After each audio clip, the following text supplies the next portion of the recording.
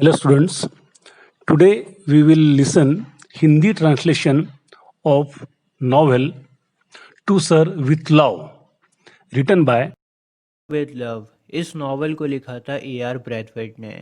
दोस्तों, ये novel true events पर बेस्ड है। इस नावल के जो ऑथर हैं ए.आर. ब्रैथवेट, उनका स्किन कलर डार्क था और इस वजह से वेस्टर्न कंट्रीज़ में उनके साथ बहुत ज़्यादा डिस्क्रिमिनेशन हो रहा था, बड़ा भेदभाव हो रहा था।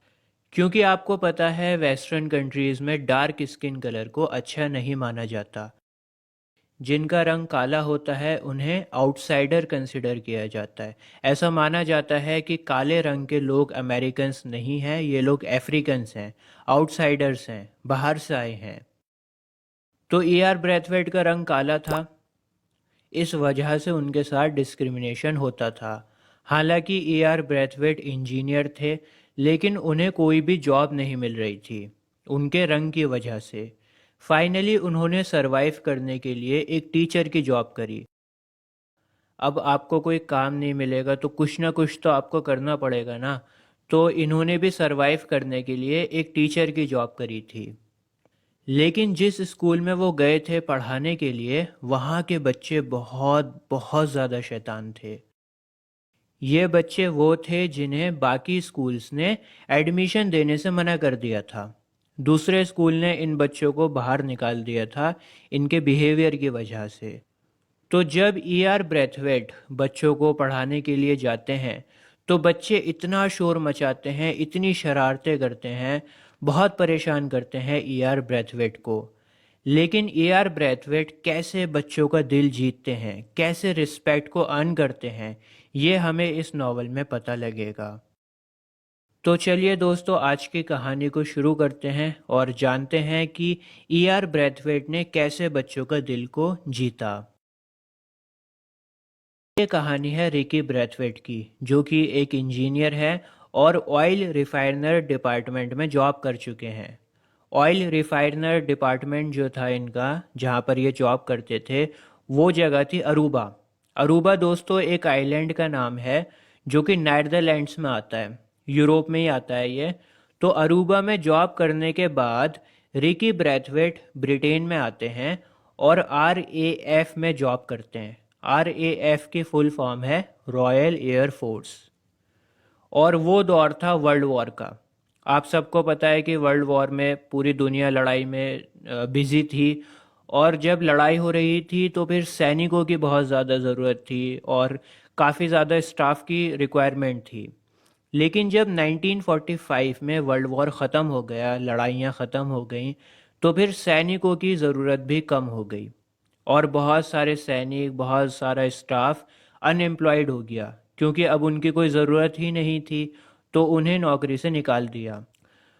तो 1945 में जब बहुत सारे लोगों को नौकरी से निकाला गया तो उनमें से एक रिकी ब्रैथवेट भी थे। ब्रैथवेट को बहुत अच्छा ज्ञान था, नॉलेज थी, एक्सपीरियंस था, सब कुछ था, लेकिन फिर भी रेसिज्म की वजह से इन्हें कोई भी जॉब नहीं मिल रही थी। जो गोरे और काले रंग का भेदभाव वहाँ पर चलता है यूरोप में, उसकी वजह से ब्रैथवेट को कोई भी जॉब नहीं मिल रही थी। ब्रैथवेट फाइनली सरवाइव करने के लिए टीचिंग जॉब के लिए अप्लाई करते हैं और उन्हें ग्रीन स्लेट स्कूल में जॉब मिल जाती है। Green slate school secondary school था जो कि लंदन के ईस्ट एंड लोकेशन पर था।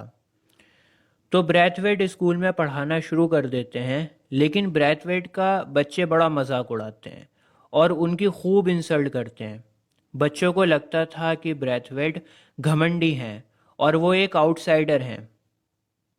जब ब्रैथवेट पढ़ाया करते थे क्लास में, तो कुछ बच्चे डेस्क को बहुत ज़ोर ज़ोर से बजाने लगते थे, कुछ बच्चे बहुत बुरी लैंग्वेज यूज़ करते थे, और कई बार ब्रैथवेट को बहुत ज़्यादा, लिमिट से भी ज़्यादा बुली कर दिया जाता था। ऐसा लगता ही नहीं था कि ब्रैथवेट एक टीचर हैं और वो अपने स्टूडेंट्स को पढ़ाने के लिए आए हैं। यहाँ तक कि जो लड़कियाँ थीं क्लास की, वो भी ब्रैथवेट के साथ बहुत बुरा बिहेव करती थीं। एक बार जब पानी बिल्कुल सर से ऊपर चला गया, लिमिट क्रॉस हो जाती है, तब ब्रैथवेट लड़कियों को डांट लगा देते हैं।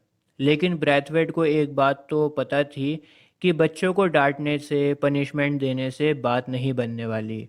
अगर उन्हें बच्चों का दिल जीतना है तो उन्हें कोई और रास्ता अपनाना पड़ेगा। अगर वो बच्चों पर चिल्लाएंगे तो बच्चे और भी ज़्यादा शरारत करेंगे। तो ब्रैथवेट क्या करते हैं, अपने पढ़ाने के तरीक़े को बदल लेते हैं और बच्चों को नई तरह से हैंडल करने की सोचते हैं। ब्रैथवेट अब नए तरह से बच्चों से बात करने लगते हैं। ब्रैथवेट ने सभी बच्चों को बहुत ज़्यादा रिस्पेक्ट देनी शुरू कर दी और ब्रैथवेट बच्चों को अडल्ट कंसिडर करने लगे। जो रिस्पेक्ट हम लोग अडल्ट्स को देते हैं, बड़े लोगों को देते हैं, उसी तरह से ब्रैथवेट बच्चों को दे रहे थे। मतलब जो बच्चे थे उनको बड़ा कंसिडर कर रहे थे। ब्रैथवेट ने लड़कियों के नाम से पहले मिस लगाना शुरू कर दिया था। अब जब बच्चों को इतनी ज़्यादा रिस्पेक्ट मिलनी शुरू हो गई, उनके नाम के साथ मिस्टर और मिसेस लगने लगा, तो उन्होंने देखा कि ये टीचर तो बिल्कुल गुस्सा नहीं कर रहा, बिल्कुल नहीं चिल्ला रहा हमारे ऊपर। तो फिर बच्चों ने भी ब्रैथवेट को सर कहना शुरू कर दिया और धीरे धीरे बच्चे ब्रैथवेट की रिस्पेक्ट करने लगे। उनके बिहेवियर में चेंज आने लगा। ब्रैथवेट चाहते थे कि उनके स्टूडेंट्स क्लास की चार दीवारों में कैद ना रहें, चार दीवारों में बंद ना रहें क्लास के। उनके स्टूडेंट्स को बाहर की दुनिया की भी नॉलेज मिलनी चाहिए। इसलिए ब्रैथवेट अपने स्टूडेंट्स को फील्ड ट्रिप्स पर लेकर जाने लगे, म्यूजियम्स लेकर जाने लगे, थिएटर्स को दिखाने लगे। स्टूडेंट्स ब्रैथवेट के पढ़ाने के तरीके से बहुत खुश थे और ब्रैथवेट ने सभी स्टूडेंट्स के दिल को जीत लिया था। अब सभी स्टूडेंट्स ब्रैथवेट की दिल से रिस्पेक्ट करने लगे थे। स्टूडेंट्स को कभी भी किसी ने ऐसा नहीं पढ़ाया था। दोस्तों, एक टीचर हुआ करती थी ब्लैंचर्ड। ब्लैंचर्ड भी बच्चों के साथ साथ ट्रिप में जाती हैं और ब्लैंचर्ड की ब्रैथवेट के साथ में दोस्ती हो जाती है, बहुत अच्छी दोस्ती हो जाती है। मैं आपको बता दूं, ब्लैंचर्ड का रंग गोरा है।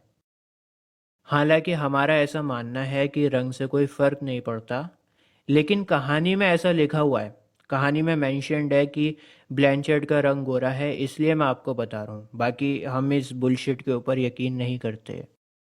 तो ब्लैंचर्ड और ब्रैथवेट की बहुत अच्छी दोस्ती हो जाती है। दोस्तों, ब्रैथवेट को कॉलोनियलिज्म ने बहुत ज़्यादा अफेक्ट किया था। उसके माइंड के ऊपर कॉलोनियलिज्म का बहुत गहरा प्रभाव था। कॉलोनियलिज्म बोलते हैं जो इंग्लैंड ने दूसरे देशों में जाकर कॉलोनीज़ बनाई थीं, जैसे हिंदुस्तान में आकर कॉलोनी बनाई थी और यहाँ पर राज किया था। इसी तरह हिंदुस्तान जैसे और भी बहुत सारे देश हैं, जैसे अमेरिका। आपको पता है अमेरिका भी एक ज़माने में ग़ुलाम था। अमेरिका हुआ, अफ्रीका हुआ, लेकिन सभी देशों में सबसे ज़्यादा जिसने सफ़र किया है वो है अफ्रीका। अफ्रीकन्स आज भी कॉलोनियलिज्म की वजह से सफ़र करते हैं। तो ब्रैथवेट पर भी बहुत गहरा असर हुआ था कॉलोनियलिज्म का। कॉलोनियलिज्म की वजह से ब्रैथवेट के साथ कदम कदम पर डिस्क्रिमिनेशन हो रहा था। सिर्फ रंग के नाम पर उसके साथ भेदभाव हो रहा था और इसी वजह से ब्रैथवेट ब्रिटिशर्स से बहुत ज़्यादा नफ़रत करने लगता है, क्योंकि ब्रैथवेट को सिर्फ उसके रंग की वजह से नफ़रतें ही नफ़रतें मिली हैं और इस डिस्क्रिमिनेशन की वजह से वो ब्रिटिशर्स से नफ़रत करने लगा। अब दोस्तों, स्कूल में क्या होता है, जिस स्कूल में ब्रैथवेट पढ़ा रहा होता है उस स्कूल में सभी बच्चों को हाफ ईयरली रिपोर्ट के बारे में बताना होता है। सभी बच्चे स्कूल फैकल्टी को बताएंगे कि अभी तक उन्होंने क्या पढ़ा, बच्चों को टीचर्स ने क्या पढ़ाया, कैसे पढ़ाया। एक तरह से स्टूडेंट्स जो हैं वो स्कूल फैकल्टी को अपनी रिपोर्ट देंगे। सभी क्लास में कुछ बच्चों को रिप्रेजेंटेटिव बनाया जाता है जो अपनी क्लास को रिप्रेजेंट करते हैं। रिप्रेजेंटेटिव जो होता है वो अपनी पूरी क्लास को रिप्रेजेंट करता है। तो जब ब्रैथवेट की क्लास की बारी आती है, सभी क्लासेस वहाँ पर मौजूद थीं और हर क्लास के अपने रिप्रेजेंटेटिव्स अपनी क्लास के बारे में बता रहे थे एक एक करके। तो जब बारी आती है ब्रैथवेट की क्लास की, तो ब्रैथवेट की क्लास के रिप्रेजेंटेटिव्स बोलते हैं कि इस बार हमने वो सीखा है जो हमें आज तक किसी ने नहीं सिखाया। हमने डिफरेंट लोगों के बारे में जाना है, उनके कल्चर्स को, उनके कॉस्ट्यूम्स को समझा है।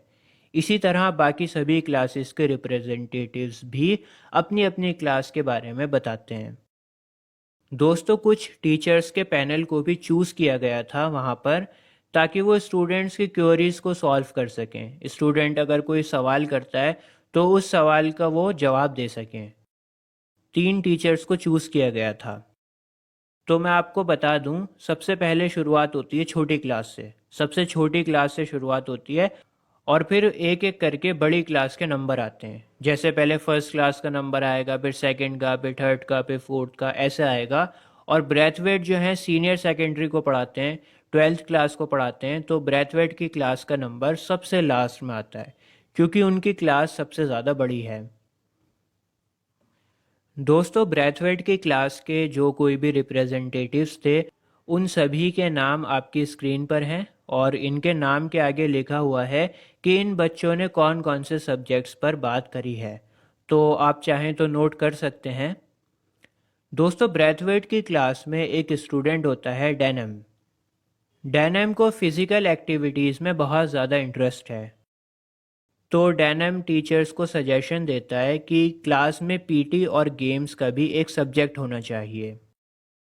मैंने आपको अभी बताया था कि स्कूल ने 3 टीचर्स को चूज़ किया था, 3 टीचर्स का पैनल बनाया था, ताकि वो स्कूल के बच्चों के क्वेश्चंस के आंसर दे सकें।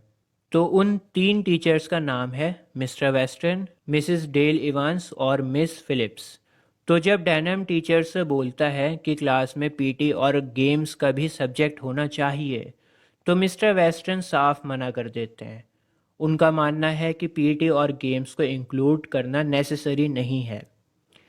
इसके बाद जो दूसरी टीचर थी मिस फिलिप्स भी मिस्टर वेस्टर्न से एग्री होती हैं। उनका भी यही मानना है कि पीटी और गेम्स ज़रूरी नहीं है। डैनम ये सुनकर चुपचाप बैठ जाता है। ब्रैथवेट जब अपने स्टूडेंट्स की प्रोग्रेस को देखते हैं तो उन्हें बहुत खुशी होती है, बहुत ज़्यादा सेटिस्फेक्शन होता है। ये वही बच्चे हैं जो हर टाइम शरारत करते रहते थे, लेकिन अब ये बच्चे स्मार्ट होते जा रहे हैं और इस बात से ब्रैथवेट को बहुत खुशी हो रही है। दोस्तों वैसे तो ये नावल बहुत बड़ा है, लेकिन